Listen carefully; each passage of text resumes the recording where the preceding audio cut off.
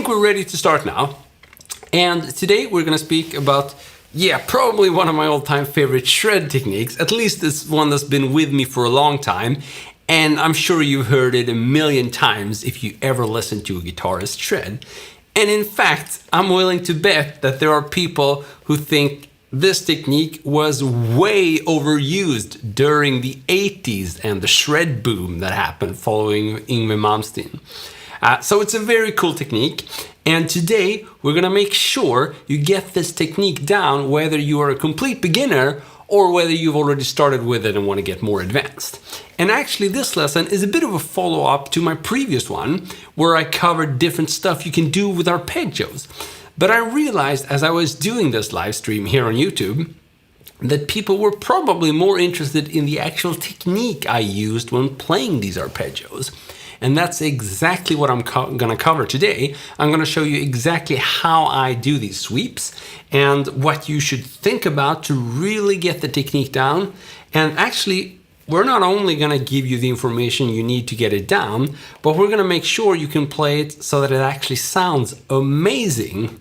We really want your sweeps to have that killer tone, and also we want you to be able to use these sweeps in all types of situations so that you can really develop a flexible sweeping technique. Not only for flexing your muscles. Cool, Felipe, there you are. That's for you, some staccato legato there for you. Okay, so let's get rolling. We have a first pattern. If you check the link in the description, there's going to be a video, but you can just avoid that because that's the video I recorded this morning for this live stream. So you skip the video, and just below you're going to find some tabs. And the first tab covers this kind of really basic G major arpeggio, and it's going to provide an awesome starting point if you want to make sure you get all the details down for sweep picking. So here we go. It's just a basic form. It's just this. And don't worry, we're gonna do that, but we have to start here, and then at the end of the lesson, we'll be doing the other one. So, we're gonna start on the 8th fret here, and something to think about here regarding the fingering is I like to allocate a fret to each finger. So if I'm on this position, starting on the 7th fret, I know that the index finger is going to take care of all the notes that are happening on the 7th fret. And then, one fret up, we have the 8th fret, and I know that my bad mother finger is going to take care of all the notes happening on this fret, and so on and so forth, right? So that's a simple rule to remember. So we're going to start here on the 8th fret, as you can see on the tab, and we're going to do a downstroke. And now is a good time to explain what the sweep picking motion actually is if you've never seen it before or heard about it.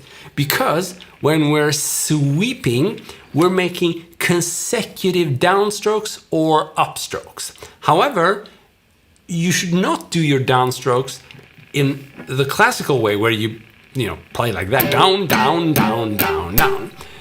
Because that will not be a sweep picking motion. A sweep picking motion needs to be a consistent one motion. You're not supposed to do a little bit down and then go back and do a little bit more down. It's just down, down, down, down, down, down, down. That's the sweeping motion. And that's what we're gonna practice in this first lick.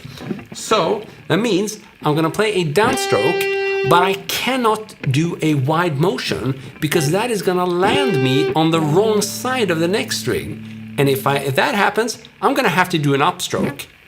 And if I do that, there's absolutely no sweep picking happening, okay? So, we have to do down and down. We gotta do 2 consecutive downstrokes, but they're all supposed to be part of one big downward movement. This is key. If you've been trying to play sweep picking and you've failed, then this could very well be the reason, because we've seen so many students in our forum do this mistake. Basically, sweeping is one motion. You're not supposed to do like that. It's one motion, okay? Not down, down, down, but one single motion. So if you play here on the 8th fret, we do that down motion and then down on the next note here, 7. So as you can see, even when practicing slowly, or actually, let me correct myself. Now that you are practicing slowly, now is your chance to get this right. So even though we could afford time-wise to make big movements because we're practicing slowly, we should not do that, because this will give you a technique that does not convert to higher speeds, and this is essential. So basically we want to do such a small movement that we're stopping before the next string. This way, as we speed things up, these two pick strikes will naturally become part of one big movement. Again, that's not gonna happen if you play it like this. I'm exaggerating now, but I think you get the point, right? We don't want that. We want down, whoops, down, down, okay? So I'm allowing myself to explain this a little bit extra, just to make sure you get the sweeping part down, because then we're going to accelerate and I'm going to give you more complex examples, but this is really key. Okay, so we have 8, 7, and then we're gonna now conveniently do an upstroke. And I say conveniently because the pattern is about to restart, so we want our right hand to sort of get back to home, to our initial starting position, right? So we've done down, down. Now is a good time to do an upstroke so we can return to point A, or starting point. So down, down, up, pull off. And that pull off gives us time to reposition our right hand. Okay, one more time. Down, down, up, pull off, and then we restart, okay? A pull-off is just a downward movement here with a pinky, so that we don't need to use the pick, right?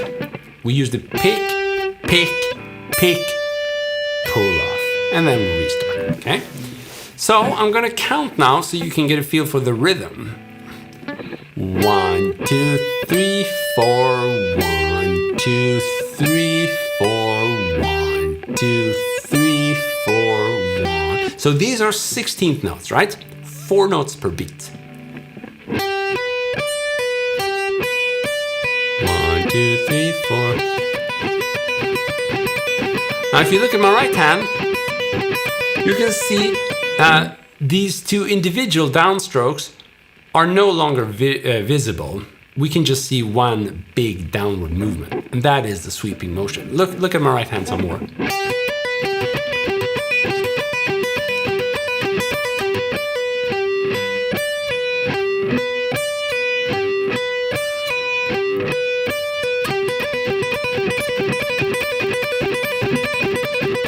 Okay, that's the core essence of it. If you're watching a replay of this session, you can pause the video now and just go back and practice that a whole bunch of times and use the tabs I provided in the link in the description.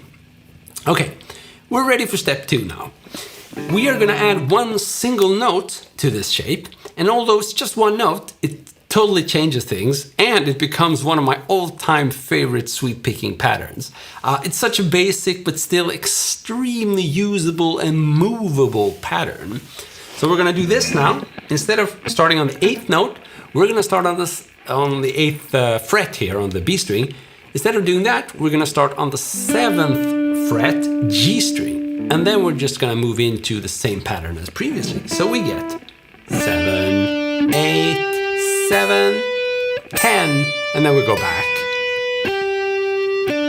to the beginning there. And hopefully you can see my sweeps there if you look at my right hand.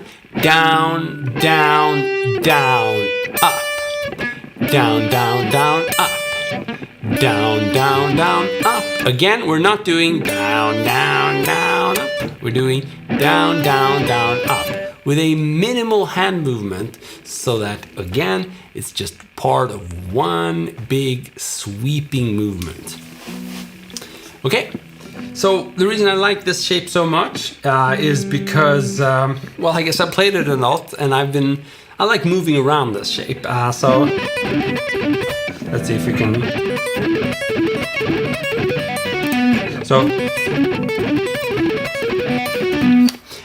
So this kind of shape, here's a first little hint about how to practice this. Because I like to optimize my tone, and I like to have a backup in my playing. I don't like failing. Who does? So we actually got two hands here. Wouldn't it be great if, even though I messed up with my sweeping motion, I could still keep on playing? I think that would be awesome. That would give me backups.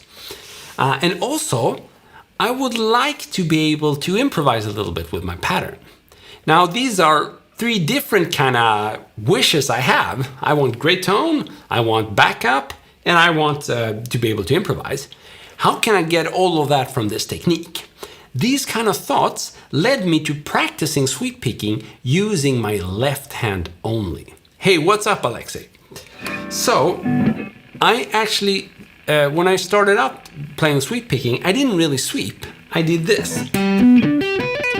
I used my left hand only. This might look like a party trick, but it's actually a worthless party trick because it's much better to have your right hand here so you can get proper muting technique. But my point is here that I started practicing these shapes without using any sweep picking at all. Okay? So why did I do that? Well, turns out if you take your time and really get this down, your left hand is fully capable of doing this on its own. So what happens then when you add the sweeping to it? Well, it just sounds a whole lot better. And in fact, I'm willing to bet it sounds even better than if you just had practiced with the right hand from scratch. So if you had been practicing with sweep picking, I think that wouldn't sound as cool. The reason being, you're actually doubling the notes here. You're hammering on with the left hand, and then just a few milliseconds, the pick comes. Now, although the ear doesn't really catch this, it happens too fast, it still results in a vastly superior tone. It's just like when you're overdubbing guitars with the, heavy metal rhythm.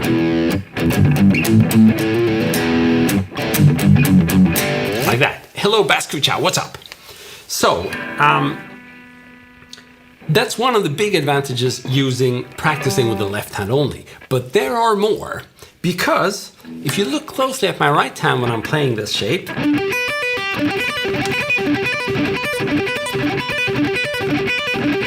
it looks like I'm sweeping because I'm going down and I'm going up, down and up. But here's the thing, on the way up, I'm not playing anything. I'm just repositioning my pick most of the time. Sometimes I do like a full sweep, but I prefer to do it this way. The reason are many. It seems I fail less often when given a bit of extra time to think, right? A lot of brain power is needed to synchronize your hands. So if you can let go of that synchronization for a little bit, it basically gives your brain a bit more time to think. And I need that time to think because I like to throw in some variations. I like to throw in some improvisations. I like to look at the audience and see if my mom is there. You know, that kind of stuff. It's good. So, what I do is pick, and then pull off hammer on for nowhere. Okay? And then I restart the pattern with a pick. So in this specific pattern, it's just two notes that are not being picked. But the thing is, the first is a standard kind of pull-off, but the second one is a non-standard hammer-on for nowhere. And it simply means we're gonna hit really hard with the left hand, or not hard, but we're gonna hit hard enough to get some sound going. You shouldn't really use a lot of muscle strength here. You should really try to be relaxed and just hit right before the fret wire and touch it with the right part of your finger. If you get that part right, you shouldn't need a lot of strength to produce sound. Okay, so what do we have? We have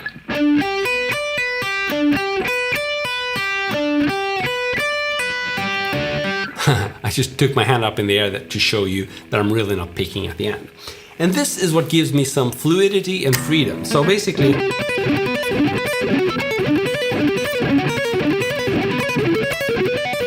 and what this does, it also creates a really cool contrast between the picked notes and the legato notes.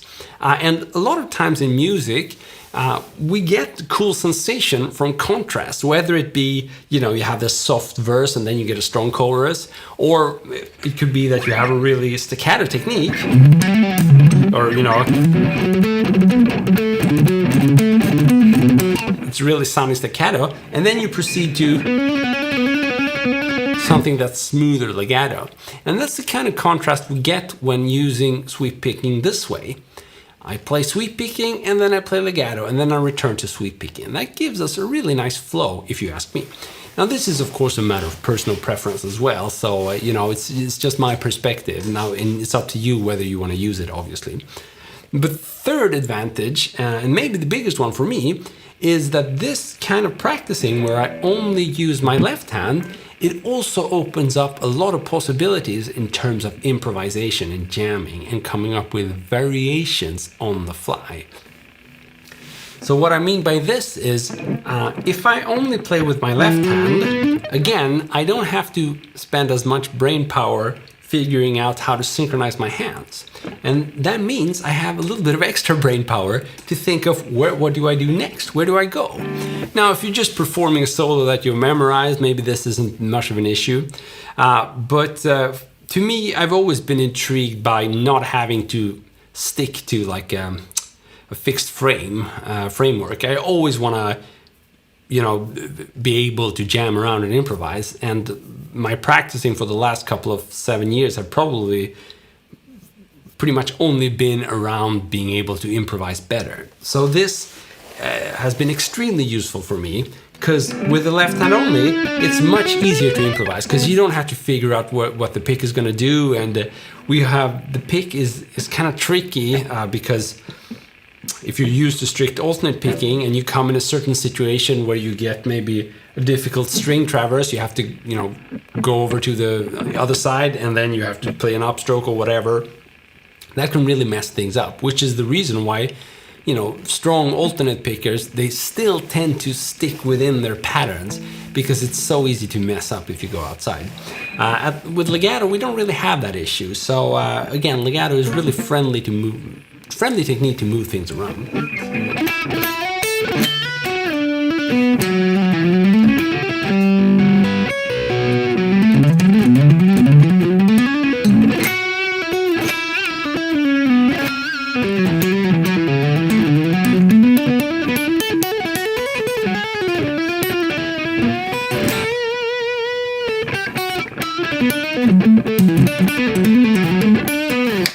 Okay. Cool. What notes are you playing, and what is the relationship with each other? Cool. That's a good question. Playing all the notes here. And well, thank you. Great advice. Thank you. So about the note choice, I'm mostly doing what we spoke about in my previous live stream here. I think you were there, Baz. Basically, this, in case you missed the beginning, this live stream is all about focusing on the sweeping technique, whereas last time I spoke more about how you can make use of these arpeggios, and whether you would sweep them or not was totally up to you. But this time we're just focusing on the technique. And a lot of times what I'm doing here is just playing diatonic arpeggios in the key of B minor, which is exactly what we covered last lesson. So there you have my detailed explanation. If you go to the link below in the description, you're actually going to find a link to that previous lesson, and there you have my note choice. But we can expand a bit more on that at the end of this lesson.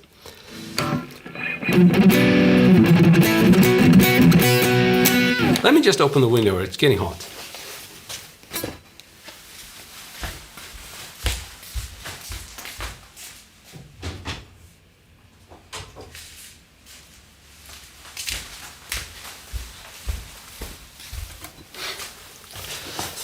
That's the thing with sweep picking, it's so hot. After a while, you can barely breathe. It's crazy. Okay, so we covered two patterns, and the whole point with this was to sort of expand. I first showed you how exactly the sweep picking motion looks, and then I sort of revealed some of my personal secrets there about sweeping, where I always practice these shapes without any sweeping first, and then I add the sweeping and I get better tone and better control. And I also told you that I'm actually cheating a little bit, and I'm not doing the upward sweep. Instead, I'm relying more on those hammer-ons for nowhere. Those are kind of my personal tricks. I'm not aware that a lot of people do exactly this. So again, if you want to use this, it's up to you, but it's definitely something that's been very valuable to me. Now we have a third shape, and we're gonna expand here so that we involve one more string into our sweeping shape.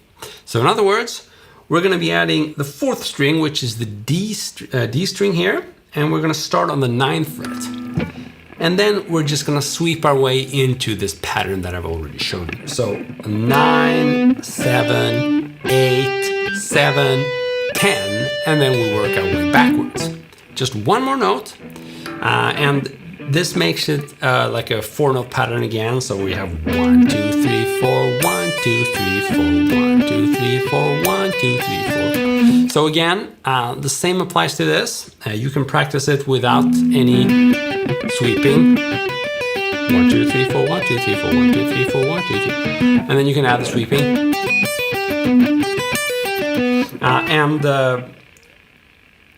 It is the same kind of 3-note arpeggio, whatever. It's just the same thing. One more string. We're sort of taking it from point A to point B. And this leads us to actually point B here, which is our final pattern, which involves 5 strings. And it's actually a quintuplet pattern, which might sound like a complicated rhythm. I can't say that I actually think of it as quintuplets. It's just that there are 10 notes in there, so you're gonna have to play them as they are. They are 10 notes, so we get 1, 2, 3, 4, 5, 1, 2, 3, 4, 5, and then we start again. And you have all this in the tab, and if you're having problems getting the timing right, you will find a Guitar Pro tab at the bottom of the page. And the big advantage there is obviously you can have the tab play by itself, so you hear how it's done. Now this is my all-time favorite pattern. So we're just gonna do 10 on the A string. All-time favorite sweep pattern, I should say. So we have the 10 here on the A string, and 9 on the D string, 7 on the G string, we have 8 on the B string, we have 7 on the E string, and we have that 10 on the E string. I'm sure you recognize most of these notes. And this is really what I practiced a lot back in the days with left hand only. It's a great pattern because I like to, move it around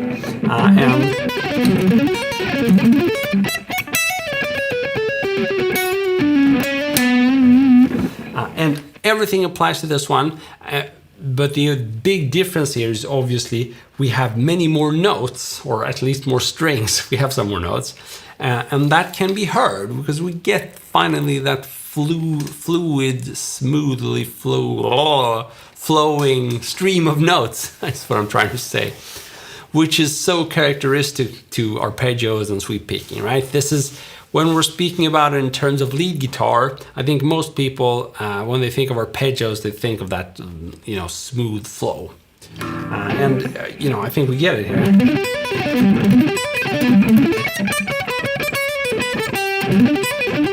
Now, of course, what you could do, you could combine several of these patterns, and just that would give you some crazy cool licks. Like there, I'm combining the second pattern and the fourth pattern, so I'm going up, I'm going down, and then I move into that second pattern.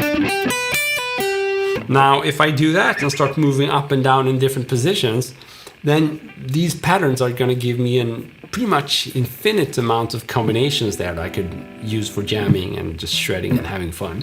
So,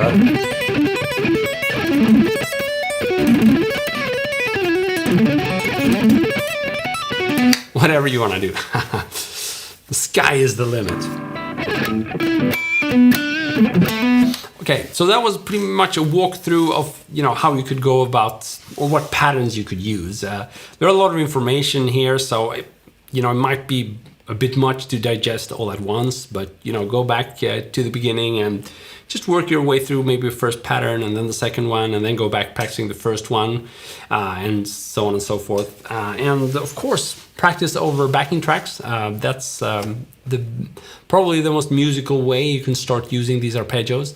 You can of course also practice them with a metronome, especially in the beginning. It's all good. Basically, my general guideline is to use whichever method inspires you. And if you're not inspired to practice sweep picking, then don't practice it. Just because you happen to drop in and watch my stream, you don't have to practice this.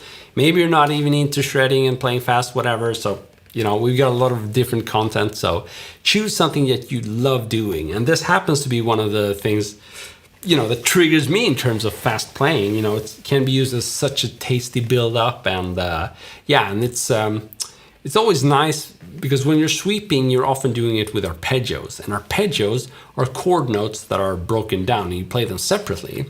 And whenever you're playing chord notes, you're in fact playing the strongest notes that are available to you. So it's pretty cool that you can choose those. Typically, we're just playing 3 notes over and over. So if you find a way to play those 3 best sounding notes kind of fast, then it's like you're shooting down the listener with just killer notes, literally speaking. So that's another reason why I love sweeping arpeggios. Now, there are, of course, other ways you can play arpeggios. You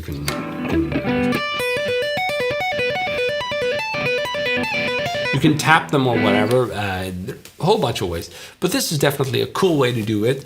And with these shapes that I've showed you, there are a lot of possibilities to expand or come up with variations. And so I would say that these shapes are really nice for adding like melodies in the middle of your sweep. So you could do. And this is actually going to be a topic of one of my coming live streams.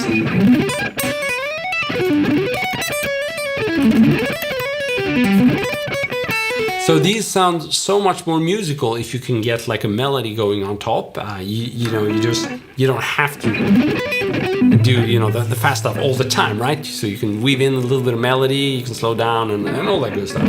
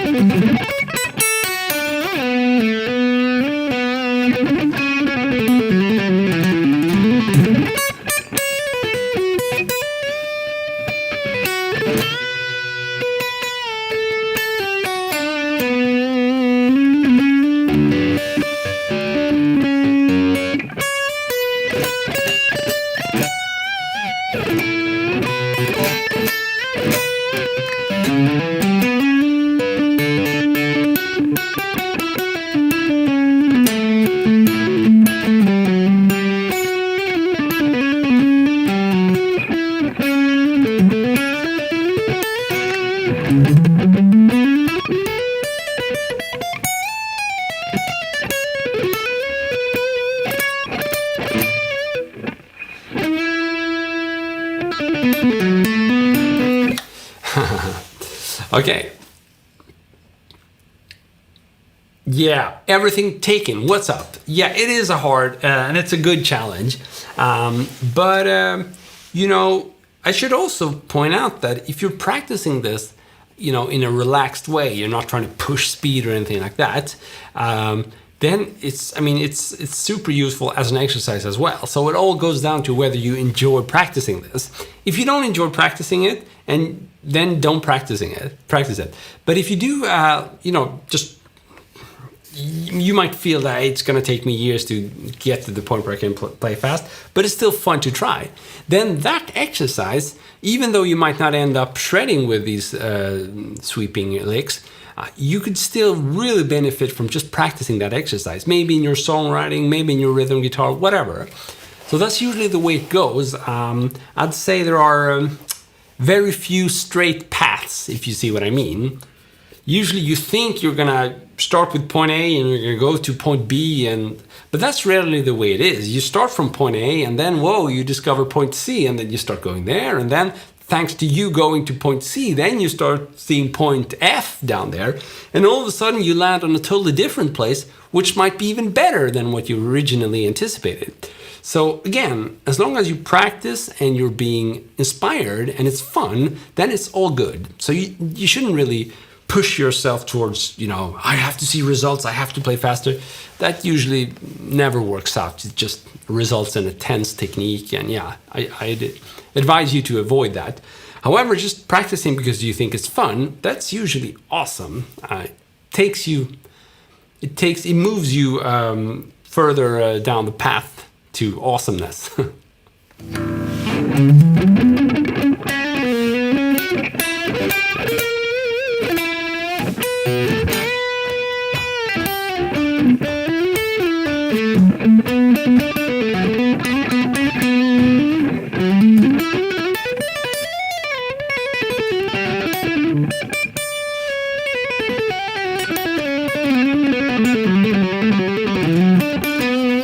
Exactly. It is hard to get the right hand to sweep the strings in conjunction with the left hand.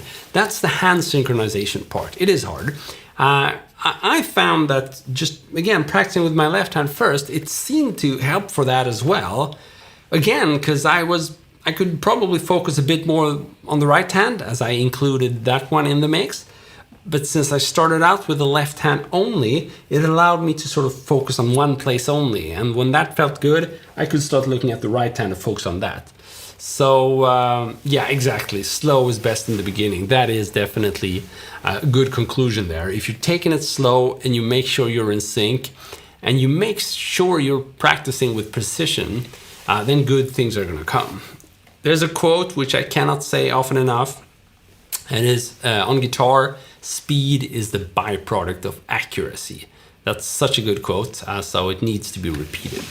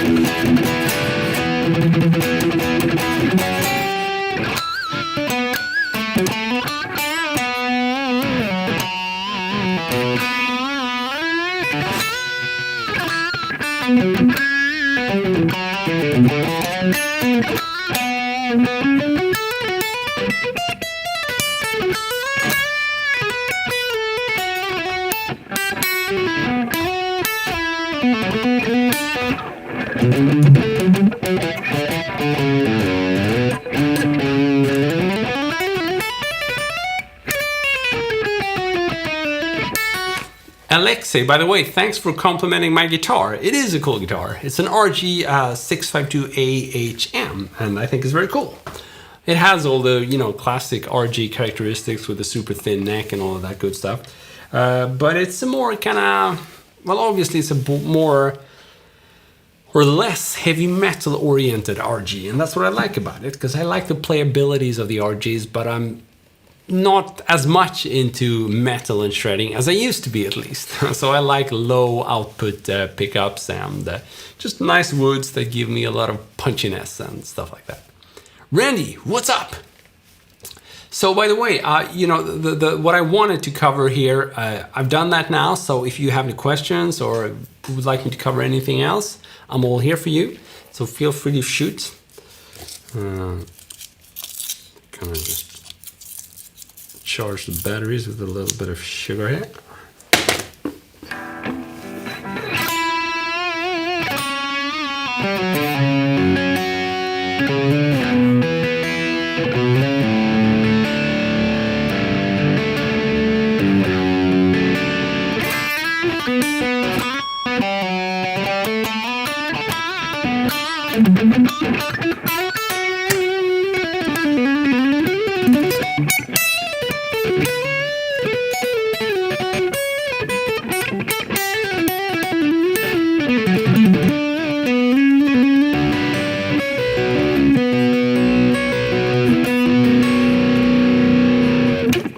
Exactly, that moment when we finally get some rewards from our practicing and we can feel that we made progress, it's addictive.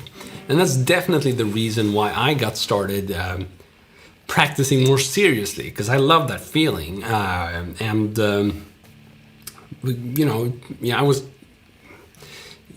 Some people might get their kicks from alcohol, whatever. I got them from practicing, and it's like you're making gains. You're making technical and musical gains. It's awesome. Randy enjoys it. Awesome. Here, Randy, is a lick for you. One more time. I don't know why, I just came to think of that lick when I saw your name there, so I hope you enjoyed it. What would you recommend for starting sweep picking practice routine? Where to start easy? Okay, so if you missed the beginning of this session, I think you should check out the link in the description. You're going to find 4 different tabs, and it takes you from the most basic form involving just 2 strings. So it's super basic, and it's just this kind of... and it's, a starting point, and then we add 1 string to the next pattern, so we can do... And then we add a 4th string, and then finally the 5th string. So I've tabbed out those examples for you, and I think it's a good idea to start with the first one. When you feel comfortable with it, you move on to the next one. And then you can alternate and do both a little bit, see if you can combine them maybe, and then you move on. And when you've done all 4, you'll have covered, or you'll hopefully be able to somewhat play a 5-string arpeggio. And that's not easy, so you can be proud of yourself.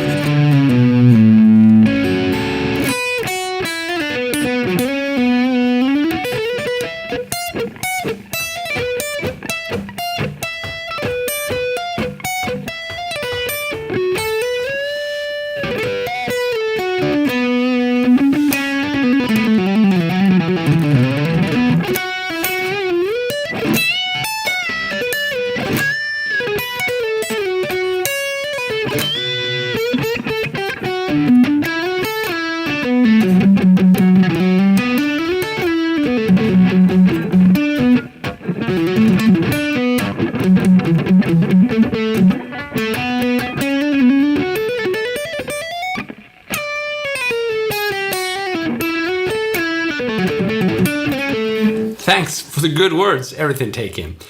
So I think hopefully you'll find that I've covered it well in this session. If not, I actually did a duplicate of this session this morning, and you can also find that video in the link in the description. So if you like this topic, there's a lot of good content for you in the description there.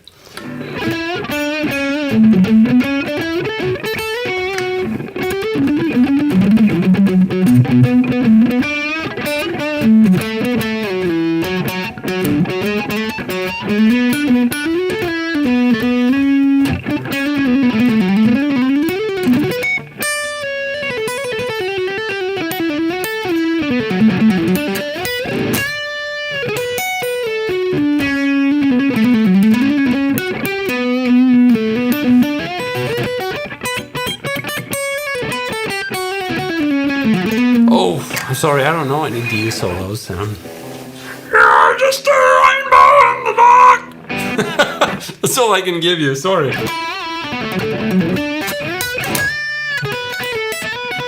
But I think Vivian Campbell, he did, wasn't it like a lot of muted legato and that kind of thing? I can just show you that. I have no idea if that's actually what he did, but I have some vague memory of him doing a lot of that stuff. So it's just a matter of, pulling off like that. So you can do that on the G string, for example, starting on the 4th fret. So you do, and then you pull off to the 2nd fret, and then you pull off to the open string. So that's a good starting point, just playing those 3 notes over and over. Now once you get some tempo going there, you can add a little bit of muting here with your right hand. I don't know if you can see that. There you go. So I'm muting the string a little bit, and you can hear the difference here. Without muting, it just sounds like that. With muting, you get a more staccato sound. So to me, that has like Vivian Campbell vibes. So and then you can still, you know, pick every now and then if you want to. Though a lot of speed comes from doing the legato here. And it should be said that you need a certain amount of distortion, and preferably like punchy distortion, to get the right sound here. But I think he did that quite a bit. You could try moving that around. And then I also think he threw in quite a bit of artificial harmonics there. I remember him saying something about those being super useful because you could be heard in like a loud band. And that's true, of course, so...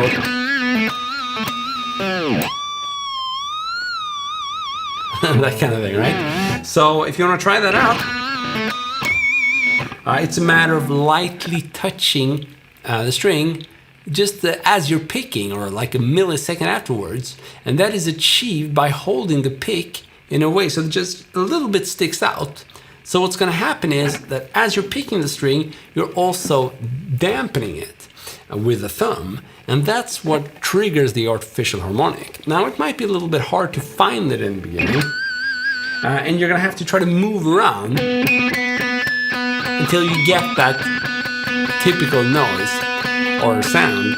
Now once you've heard that, once you've got that sound, just playing it like that is not enough. You have to give it like a shake here on the left hand as well, like that.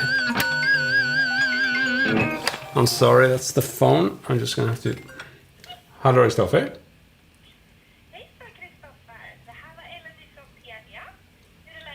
Hej, du, jag kan absolut inte ta de här samtalen på telefon, så du får stryka oss från alla listor. Nej, du får stryka oss från listorna. Tack så mycket, hej då. Okay, that's me in Swedish, trying to tell those damn salespeople to stop calling me all the time. I'm playing guitar, for God's sake, how can you call me? So what I was saying was that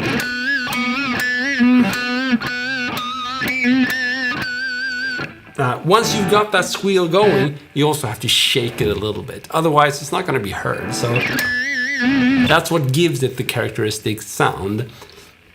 So I don't know, Zoe, does this make any sense to you? I think those are definitely techniques used by the Dio guitarist Vivian Campbell. Whether they're used in that specific solo, I have no idea. I just know, yeah, just a rainbow in the dark. Sorry. When there is magic! Can't do better. Maybe I could. I feel it floating in the air.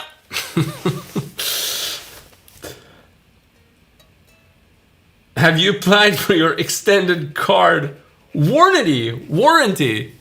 Yeah, maybe that's what they wanted from me. I didn't even bother listening to them. You know, they just call me way too often, and it doesn't matter. You know, here in Sweden there are some like specific lists you can subscribe to and basically say no, please don't call me. But that doesn't seem to work. So. Yeah, arm warmer is good. It tends to help me when I play fast to be a little bit more warm. Doesn't hurt anyway. I always have it close to my guitar so I can put it on, and it seems to help. So how do you muffle the strings while picking? That's a good question, Well. I think you're referring to this, right? This kind of thing. And it's all about, I don't know, while picking, or do you mean that kind of thing? When you say muffle while picking, I would say...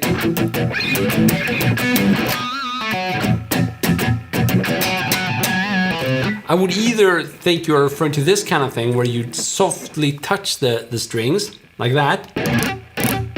You're not supposed to press the strings down so you get notes ringing, right? That's not how you do it.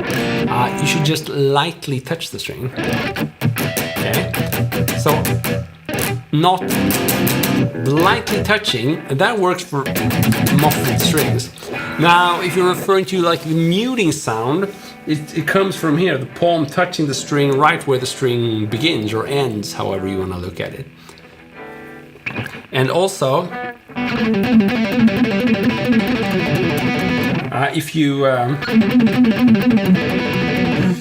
If you so if you dampen the strings, they might help to pick a little bit harder. Now turned out my sound now was super friendly for this technique, but not all distorted sounds are.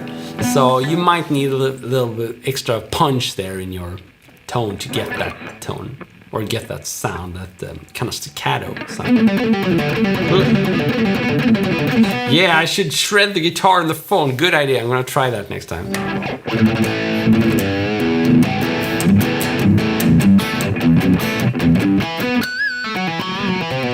So yeah, I just stole or borrowed my wife's old leg warmers. I think she used to have these when she was doing like ice skating or something. But she isn't anymore, so they're free to use for shredding. Joe T from Indonesia, what's up, my man?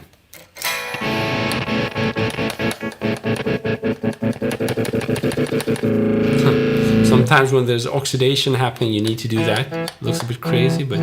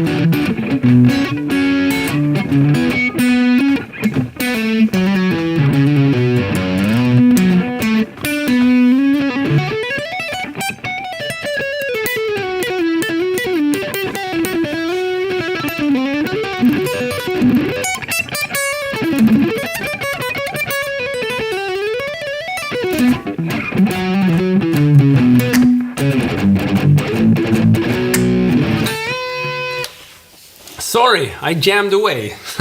So I didn't play anything specific there. I just did some riffing, I guess, and I did some finger picking, but with like a clean tone, or with a distorted tone, rather. I did typical clean tone finger picking, but with a distorted tone. That's what I tried to say. You rock! Thank you, Joe! You rock too! I want to be where the tall Swedish girls are. Whoa, whoa, whoa. Well, they're not in here, but I'm sure there are some around.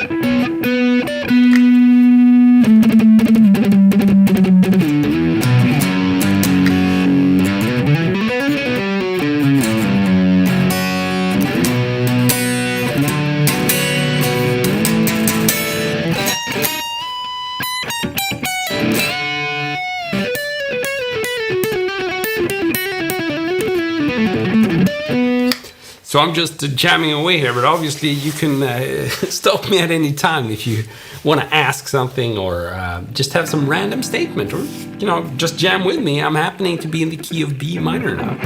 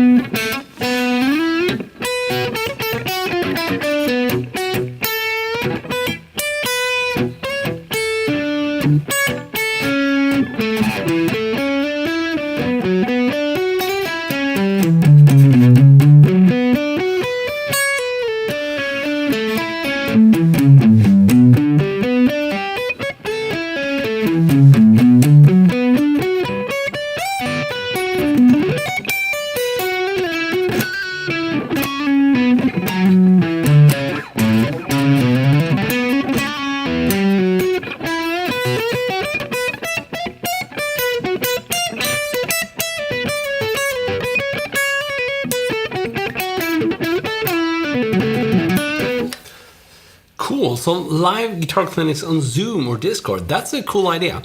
I guess I don't think it would be possible to really jam like internationally. I think the delays are still too horrible for that.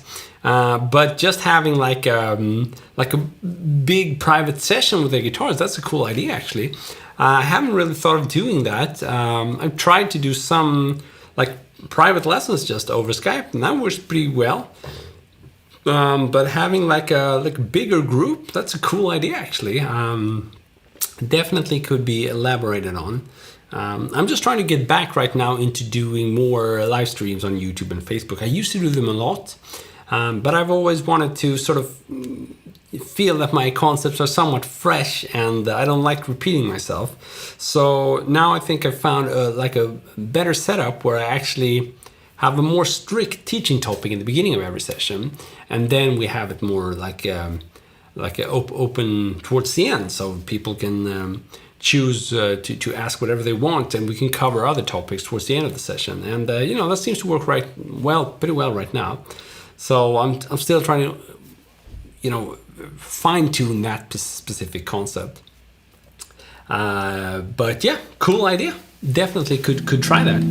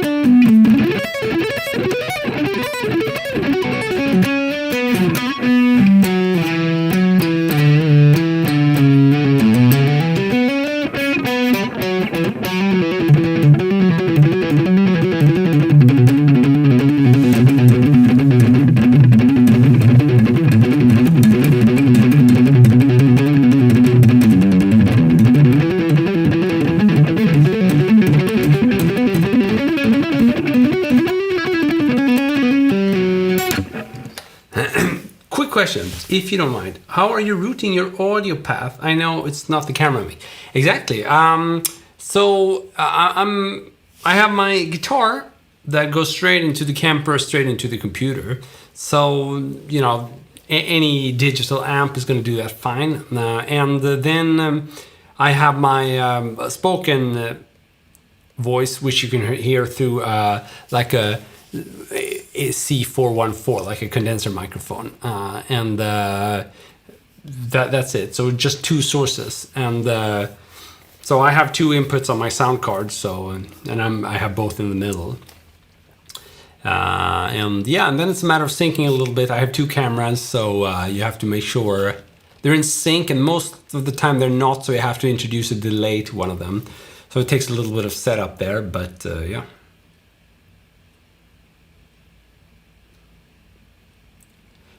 OBS or the virtual audio. I'm not sure you need that.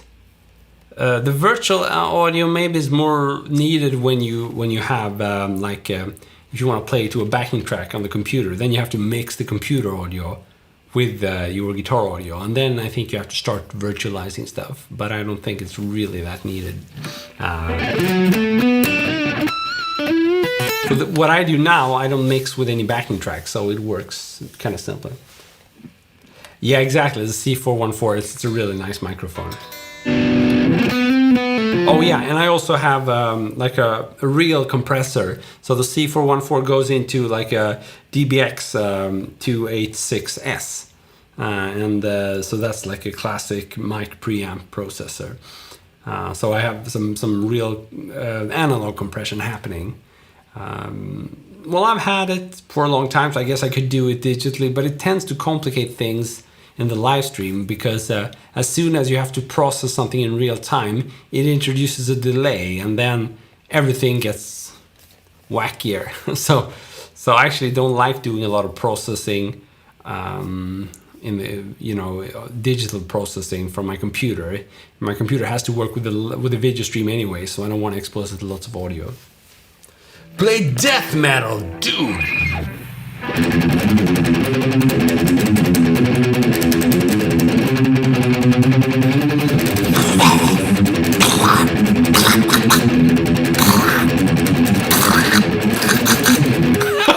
Sorry. You know, I like death metal, but I'm not very good at it. I like the Testament style of death metal, you know, like their album The Gathering. That's the kind of death metal I love. Still has a little bit of melody going in their vocals, but it's still growling, and yeah, it's really cool. But I can't, you know, I suck at it, obviously.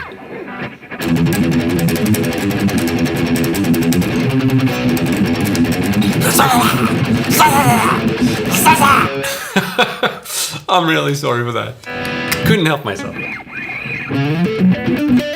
Does it qualify?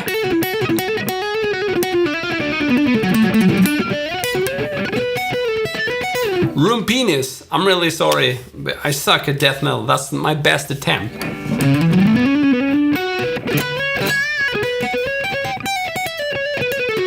Do you know how to play that Jason Becker-like solo with Swift? Aha, I think you're referring to maybe like one of Ben's lessons. I didn't play that.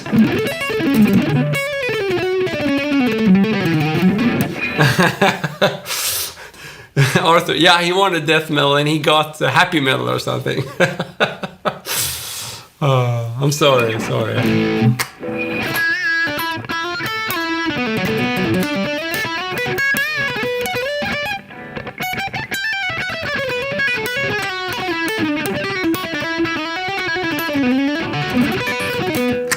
Room Penis, let me know, how did I do? Was it death metal? Arthur, what's up? Awesome to have you here.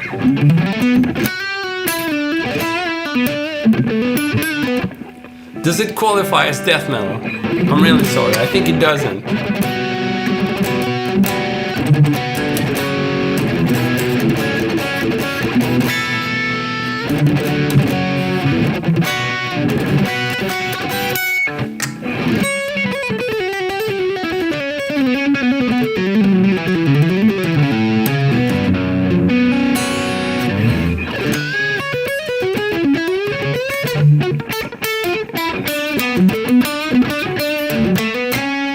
Cool, guys. So this has been a really fun session. I love the fact that we can just hang out and joke a little bit as well. We don't have to be dead serious all the time, or death metal serious all the time. Yeah, I hope we're going to see you soon again. I mean, if you haven't already, please be sure to turn on the notifications. Otherwise, you're not going to get notified next time we go live. And if you're on Facebook, you should definitely do the same, because I do live streams there as well, and I don't just, you know, duplicate the sources. I do the same live stream twice because I want to get the interaction with you guys. So you want to follow me there as well. So yeah, thanks a lot for tuning in. Thanks a lot for the cool comments, and see you soon again. Cheers.